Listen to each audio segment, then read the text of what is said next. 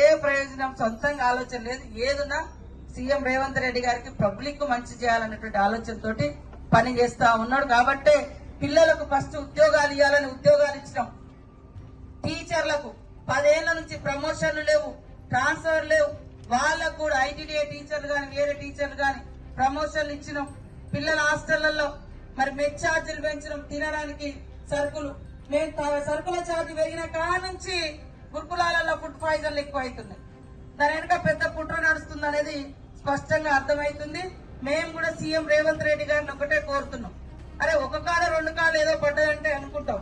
నిన్న ఒక దగ్గర కిచెన్ షెడ్ లా అంటే వంట రూమ్ లో ఎలుకల అది ఉంది, ఎలుకలు ఉంటాయి. దాన్ని అన్నంలో పడ్డట్టుగా చూపించి జనానికి అందరికీ అన్నంలో 3 ఎలుకలు పడ్డాయని చెప్పారు. తప్పుడు సమాచారం, తప్పుడు ప్రచారం. మొన్న అక్కడ ఆదిలాబాద్ లో నేను ఇన్ఛార్జ్, పాత ప్రభుత్వం ఇచ్చింది ఇథనాల్ కంపెనీ అని, అదొక మరి పొల్యూషన్ ఇచ్చే కంపెనీ అంట. అప్పుడు వాళ్ళే ఇచ్చారు. ఇప్పుడు Subscribe us and press the bell icon for more interesting updates.